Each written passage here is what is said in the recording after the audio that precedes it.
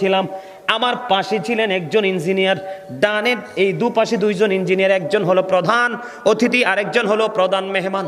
আমি আপনাদেরকে বলি, গতকালকে বিশাল প্রোগ্রাম ছিল বন্ধু। ওই প্রোগ্রামের মধ্যে ইঞ্জিনিয়ার সাহেব তিনি সমাপনী বক্তব্য দেওয়ার জন্য বলেছে। বলার পরে আমার আলোচনার পরিপ্রেক্ষিতে তিনি বলেছেন, যুবকদেরকে মেইন করে তিনি বলেছেন, যুবক তোমরা সবাই শোনো, বাবা মনে করো হাল চাষ করতে গেছে কোথায়? বাবা মনে করো মাঠে হাল চাষ করার জন্য গেছে, লাঙল নিয়ে, জোয়াল নিয়ে, মই নিয়ে। বাবা যাওয়ার সময় বলে গেল, বাবা আমি হাল চাষ জমিকে চাষ করতে যাচ্ছি, তুমি দুপুরবেলা আমার জন্য খাবারটা নিয়ে আইসো। কি নিয়ে আইসো? কিন্তু ছেলে সময় মতো বাবার জন্য খাবারটা নিয়ে গেল না। সময়ের শেষে তিনি বললেন, বাবা আই লাভ ইউ। প্রকৃত ভালোবাসা কোনটা? যদি বাবা ক্ষুধার্ত হবে, কাজ করতে করতে পরিশ্রান্ত হয়ে যাবে, বাবার ক্ষুধা লাগবে মনে করে যদি সন্তান যদি অনেক আগে থেকে একটা বৃক্ষের নিচে খাবারের পাত্র নিয়ে বসে থাকতো, ওইটা হইতো প্রেম। কিন্তু এটা না করে দূর থেকে বলল, বাবা আই লাভ ইউ। এটা কি প্রেম হয়েছে? এক্সাম্পলটা দিয়েছে কে? ইঞ্জিনিয়ার সাহেব। গতকালকে আমার আলোচনার পরে অত্যন্ত ভালো লাগলো বন্ধু ওনার এক্সাম্পলটা। ঠিক তেমনি ভাবে সারাদিন সারা রাত ওয়াজ শুনলে চলবে না।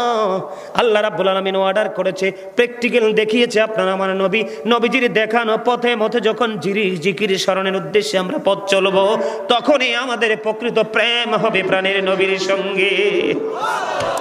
নবীর সঙ্গে প্রেম হলে প্রেমের মধ্যে আল্লাহ আছে। এটা কোরআনের কথা, আমার কথা না তো। বন্ধুরে আমার, একাধিক গ্রন্থে হাদিস শরীফ এসেছে, জনৈক ব্যক্তি এসে প্রশ্ন করলো, ইয়া রাসূলুল্লাহ কিয়ামত কখন হবে গো? আমার নবী ডাক দিয়ে বললেন, তুমি কিয়ামতের দিনের জন্য কি প্রস্তুতি নিয়েছো? এবার তিনি বললেন, নবী গো আমি কিয়ামতের দিনের জন্য কোনো প্রস্তুতি নিতে পারিনি, তবে আল্লাহ এবং আল্লাহর হাবিবকে আমি ভালোবাসি। একটা সেকেন্ড দেরি করলো না, আপনার আমার প্রাণের নবী একটা ডাক দিয়ে বললেন, তুমি যাকে ভালোবাসো তার সাথেই তুমি থাকবা। নবী যদি জিকির করতে পারে, নবীজির জিকির কি যদি আল্লাহ উচ্চ মর্যাদা দিতে পারে, অন্য নবী নয় ও বন্ধু, অন্য নবীরা নবী হতে চাইনি, নবীর উম্মত হতে আফসোস করেছে। এই জন্য বলছে বন্ধু, এই যে উনি যে জিকিরটা করেছে, আমার ওই কথাটা মনে হয়েছে। আমার নবী বলেছেন, তোমরা যখন জিকির করবা, জিকির করার সময় মানুষ দেখলে যেন তোমাকে পাগল বলে, ওই রকম ভাবে জিকির করো। আমরা এখন এমন ভাবে জিকির করি, জবানে জিকির হয়, আমার অন্তর জানে না। ঠিক কিনা বলে? নাকি ভুল বললাম? আজকে ভূমিকম্পের অবস্থা দেখছেননি? দেখছেননি? যদি বাঁচতে চান, একদিন তো মরতে হবে, যদি বাঁচার মতো বাঁচতে চান, মাওলার জিকির শুরু করে দেন। সকালে দুপুরে সন্ধ্যায় জিকিরের কোনো কন্ডিশন নাই। বসেও করতে পারেন, দাঁড়িয়েও করতে পারেন, শুয়েও করতে। ফাজকুরুল্লাহ কিয়ামান ওয়া কুউদান ওয়া আলা যুনুবিকুম। আল্লাহ বলেছেন দাঁড়িয়ে জিকির করো, বসে জিকির করো, শুয়ে শুয়ে জিকির করো, তারপরেও জিকির ছাড়া যাবে না। আল্লাহ কি জিকির কম করতে বলছে না বেশি? আরো জোরে বলেন। জিকির করলে হার্ট ভালো থাকে। Zika is the heart medicine. জিকির হলো হার্টের ওষুধ। যেই ব্যক্তি বেশি বেশি জিকির করবে, ওই ব্যক্তি দেখবেন তার চেহারা হবে নুরানি। কি হবে? নুরানি। একেবারে কালো যদি হয় লোকটা, দেখবেন তার চেহারার মধ্যে থাকবে নুরানি গ্লেজ। ঠিক কি? আল্লাহ রাসূলের পাগল যারা, তাদের স্কিন থাকে বন্ধু একেবারে, যেটাকে বলা হয় কি,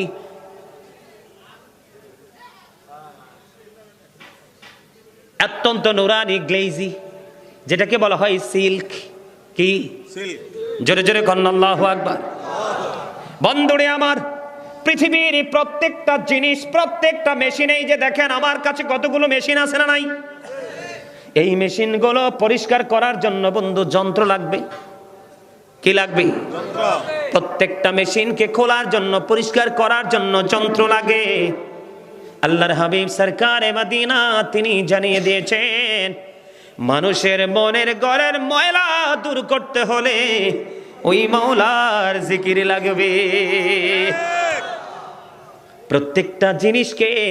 প্রত্যেকটা জিনিসকে ক্লিয়ার করার জন্য, মেশিনকে ক্লিয়ার করার জন্য যন্ত্র যেমন আছে, যেমন যন্ত্র দিয়ে মনের ময়লা পরিষ্কার করা যায়, আল্লাহর হাবিব বলেছে, উম্মত তোমরা যখন প্রেমিক হয়ে জিকির করবারে, তখন এই জিকির তোমার ভিতর থেকে ময়লাগুলো পরিষ্কার করে দিবে। জিকির আর একটু করবেন নি? রাজি আছেন নি? আমার চেয়ারম্যানের একেবারে আমারে ফোন দিছে, আমারে চাচা আমার আসার পরে বলছে, হুজুর আপনার জিকিরের পাগল কিন্তু আপনি কিন্তু বেশি বেশি জিকির করবেন। আমার চেয়ারম্যান ফোন দিয়ে বলছে, হুজুর আপনি যত বেশি জিকির করবেন আমার কোনো আফসোস নাই। মারহাবা বলেন না আরো জোরে। জিকিরের ওয়াজ মজা লাগছে কিনা? আজকে মানুষ জিকির থেকে দূরে থাকার কারণে তার ঘরে অভাব ছাড়ে না। মানুষ জিকির থেকে দূরে থাকার কারণে উপযুক্ত মেয়ে থাকার পরেও তার বিয়ে হয় না। মাওলার শরণ জিকির থেকে দূরে থাকার কারণে ছেলে 4টা 5টা উপযুক্ত হয়েছে, চাকরি হয় না। আপনারা বিশ্বাস করবেন কিনা জানি না বন্ধু, আজকের অসংখ্য মানুষের সামনে রহমতের ফেরেশতারা জান্নাতের বাগানটাকে ঘেরাও করে রেখেছে বন্ধু। ঢাকা থেকে এক ভদ্রলোক ফোন করেছে, আমার দিকে তাকান। ঢাকা থেকে এক ভদ্রলোক ফোন করেছে, হুজুর আমার উপযুক্ত ছেলে, গ্রাজুয়েশন করা, কিন্তু ছেলেটার বিয়ে হয় না হুজুর। অনেক চেষ্টা করলাম, বাড়ির আঙ্গিনায় এসে ছেলেটার বিয়ে হয়ে যায়। আল্লাহর কসম করে বলছি রে বন্ধু, তাকে এমন কিছু জিকিরের কৌশল শিখিয়ে দিয়েছি, কিছুদিন পরে হঠাৎ করে ফোন দিয়ে বলছে, হুজুর আমার ছেলেটার বিয়ে হয়ে গেছে। আর জোরে বলেন আল্লাহু আকবার। এইরকম অসংখ্য বন্ধু আছে। আরেকটা পরিবার আছে বন্ধু, এরকম অসংখ্য আছে বন্ধু, এক মহিলার বাচ্চা হয় না, হুজুর বাচ্চা হয় না, কোনো রাস্তা খুঁজে পাই না। টেকনিক শিখিয়ে দিয়েছি, 6 মাস পূরণ হওয়ার আগে শুনি তার গর্ভে সন্তান এসেছে এবং মেয়ে হয়েছে বন্ধু। আপনারা জানেন না, প্রত্যেকটা পিতামাতার কোল চড়ে আল্লাহ রাব্বুল আলামিন যখন অনেক বেশি খুশি হয় তখনই তারে কোলে তুলে দেয় কন্যা সন্তান। আল্লাহ যখন খুশি হয় তখন পৃথিবীকে বৃষ্টি দিয়ে শীতল করে দেয়। আল্লাহ যখন খুশি হয় তখন কারো বাড়িতে মেহমান পাঠায়। আজকে আপনাদের এই এলাকাবাসী ধন্য, কারণ কত দূর দূরান্ত থেকে মেহমান এসেছে, মুসাফির এসেছে এবং আরো এসেছে বড় বড় মাপের আলেমগুলো। আল্লাহ রাব্বুল আলামিন বলেছেন, ইন্নামা ইয়াখশাল্লাহা মিন ইবাদিহিল উলামা। এই দুনিয়ার বুকে যত মানুষ আল্লাহ রাব্বুল আলামিন পাঠিয়েছে, আমরা যারা আছি আমাদের মধ্যে সবচেয়ে বেশি আলেমরাই আল্লাহকে ভয় করে থাকে। জোরে জোরে কন্না আল্লাহু আকবার। খবর মজার কিনা? আরো জোরে। 60 কো ওই দেখা যায় একটা রইছে, আরে রইছে একটা, ওই রইছে। মারহাবা কোন, মারহাবা। আরে চিপস খাইতে লাগছিল একটু মোহাম্মত করে, বুঝছেন নি? আমার চোখটিও এত দুষ্ট, এডি সিফাই সাফাই যায় শুধু। কোথায় যায়? একবারে সিপার মধ্যে লইয়া চিপসটি কত মজা করে বইছিল খাইতো। না আমার দৃষ্টি এইদিকে নাই, এইদিকে আইসে কি লেগে গন্ত সাল্লাম। জোরে জোরে বলুন আলহামদুলিল্লাহ। বন্ধু সুবহানাল্লাহ শব্দটা এত বেশি দামি রে, দুনিয়া এবং দুনিয়ার মধ্যে যা কিছু আছে সব কিছুর চাইতে দামি। আর জোরে বলেন না সুবহানাল্লাহ। আল্লাহর হাবিব বলেছে এটা হলো জান্নাতীদের জন্য জান্নাতি ফল। মানুষ দেখবেন খাবার খাওয়ার পরে বন্ধু, খাবার কয় রকম? প্রতিদিন মানুষগুলো এত বোকা, প্রতিদিন সে তার দেহের খোরাক দিচ্ছে রে, তার এই বডির খাবার সে প্রতিনিয়ত দিচ্ছে, কিন্তু আত্মার খোরাক সে দেয় না। ঠিক কিনা বলে? খাবার খাইলে যেমন বন্ধু পেটের খিদা মিটে যায়, যায় কি যায় না? শারীরিক এনার্জি বৃদ্ধি পায় পেটের খাবার পাইলে, ঠিক তেমনি ভাবে যখন সুবহানাল্লাহ বলবেন, মাওলার জিকির শুরু করবেন, তখন আপনার আত্মার খোরাক মিলে যাবে। জিকির করার পরে যিনি মনে করবে যে আমার আত্মার মধ্যে প্রশান্তি মিলেছে, আপনি মনে করতে পারেন আপনি জান্নাতি ফল খেয়ে নিয়েছেন। জোরে জোরে বলুন না সুবহানাল্লাহ। বন্ধুরে আমার, নামাজ কি আল্লাহর জিকিরের একটা জলসা, যেটা একই জায়গায় দাঁড়িয়ে এবং বসে সম্পূর্ণ করা হয়। নামাজ আমরা পছন্দ করি কি করি না? পড়িনি কই?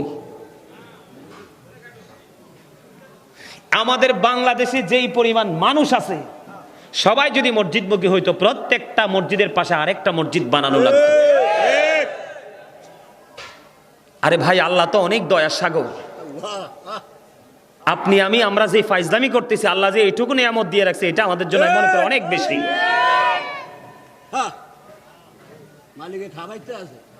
আপনি যা চাচ্ছেন তাই আল্লাহ দিচ্ছে, কিন্তু যখন ওই যে कागज काट कर घड़ी बनाकर उड़ाता है आसमान में, घड़ी बेचारा क्या करेगा रশি मौला का हाथ में। এই দেহটা একটা কাগজের ঘুড়ির মতো, আত্মাটা হলো রশির মতো। কিসের মতো? আর আজরাইল হলো নাটাইয়ের মতো। আল্লাহ করবে ওয়ার্ডার। কি করবে? ওয়ার্ডার করতে দেরি, জাস্ট টাইম, নো কমপ্লেন, সাথে সাথে নিয়ে যাবে। তো এই দেহ নিয়ে অহংকার করার দরকার আছে? আরে যাওয়া তো মিস নাই, যাইতে তো হবে। ওখানে যাওয়ার পরে সব হিসাব বুঝে নিবে। আখির নবীর উম্মত হইছি বিদায়, আমরা কিন্তু অনেক বেঁচে গেছি না? যদি আজকে আল্লাহর প্রিয় হাবিবুল্লাহর উম্মত না হইতাম, দেখতেন কত সাপ হইতো, বিচ্ছু হইতো, বানর হইতো, ইঁদুর হইতো, বিড়াল হইতো, শুধু নবীজির ইজ্জতের কারণে। তবে যাওয়ার পরে কিন্তু মিস নাই, মাফ। এই জন্য আপনি যদি বলেন যে হুজুর আমি কোন কৌশলটা অবলম্বন করলে সবচেয়ে হার্ড জিকির করানোওয়ালা ব্যক্তি হিসাবে নিজেকে তৈরি করতে পারবো, সেটা হলো সবচেয়ে বড় অস্ত্র নামাজ। কি সবচেয়ে বড় অস্ত্র? কি? নামাজ। আল্লাহ কি বলেছেন? ইন্নাস সালাতা তানহা আনিল ফাহশাই ওয়াল মুনকার। সূরা আনকাবুতে আল্লাহ বলেছেন নামাজ মানুষকে খারাপ কাজ থেকে বাঁচিয়ে রাখে। কিন্তু নামাজ পড়ার পরে অন্যায় ছাড়তে পারলাম না, মিথ্যা ছাড়তে পারলাম না, সুদ ছাড়তে পারলাম না, ঘুষ ছাড়তে পারলাম না, যত অন্যায় সবকিছু নামাজ পড়ার পরেও করে যাচ্ছি। আপনাকে আমাকে বুঝতে হবে নামাজটাই হয়, নামাজটাই কবুল বুঝে নিতে হবে, আমল কিন্তু করলে হবে না। বন্ধুরে আমার, হযরত আবু যর রাদিয়াল্লাহু তাআলা আনহু থেকে হাদিস কানা বর্ণিত, আমার নবী আপনার নবী শীতের দিনে বন্ধ বের হলো। শীতের দিনে বের হওয়ার পরে আমার নবী গাছের দিকে নজর দিয়ে চাইয়া দেখলেন গাছের পাতাগুলো শূন্য হয়ে যাচ্ছে, পাতাগুলো ঝরে ঝরে পড়ছে। শীতের দিনে গাছের পাতা ঝরে কি ঝরে না? আর জোরে বলেন, ঝরে কি ঝরে না? গাছের পাতা ঝরে, গাছগুলো শূন্য হয়ে যায়। আমার নবী গাছের পাতা যখন দেখলেন ঝরে ঝরে পড়ছে বিরামহীন ভাবে, এবার আমার নবী গাছের ডাল ধরলেন, স্পর্শ করলেন, আবু যরকে একটা ডাক দিলেন। আবু যর এবার উত্তর দিলেন লাব্বাইক ইয়া রাসূলুল্লাহ, আমি হাজির। আমার নবীর কাছে যখন হাজির হয়ে গেল, আমার নবীজি এবার ওই গাছের দিকে ইঙ্গিত করে আবু যরকে ডেকে ডেকে বলছি, আবু যর নজর দিয়ে চাইয়া দেখো গো, শীতের কারণে গাছের পাতাগুলো কেমনি শুষ্ক হয়ে ঝরে ঝরে পড়ছে। আল্লাহর প্রিয় বান্দাগুলো যখন আল্লাহ রাব্বুল আলামিনের কুদরতি কদমে ভালোবেসে আল্লাহকে রাজি করার জন্য যখন সেজদা দিবে, আল্লাহ রাব্বুল আলামিন ওই গাছের পাতার মতো তার জীবনের গুনাহগুলো আমল নামা থেকে ক্লিন করে দিবে। এত মজা জিকিরের, এত পাওয়ার, জিকির এত স্বাদ, এটা কখনোই প্রেমিক ছাড়াই স্বাদটা অনুভব পারে না। মিষ্টি আমরা সবাই জানি, মিষ্টি না খাওয়া পর্যন্ত যায় না। আপনাকে কোনটা কোন ধরনের মিষ্টি, কোনটাতে কোন ধরনের স্বাদ আছে, এটা আপনি আইডেন্টিফাই করতে পারবেন খাওয়ার পরে। কিসের পরে? খাওয়ার পরে। খাওয়া ছাড়া কিন্তু এটাকে চিনা বোঝা জানা সম্ভব। এই জন্য আপনাদেরকে বিনীতভাবে অনুরোধ করব, বেশি বেশি করে জিকির করবেন। রাজি আছেন তো? বেশি বেশি কি করবেন? সম্মানিত উপস্থিতি, আরো কিছু কথা বলবো আমি, এটাও জিকিরের অন্তর্ভুক্ত। আজকের যে ভূমিকম্প, এই ভূমিকম্প আগামী দিনে 4.6 মাত্রার ভূমিকম্প হয়েছে আজকে। কি গবেষকরা বলছে 8.6 বা 8 মাত্রার ভূমিকম্প হবে, তখন কিন্তু ধ্বংস হয়ে যাবে।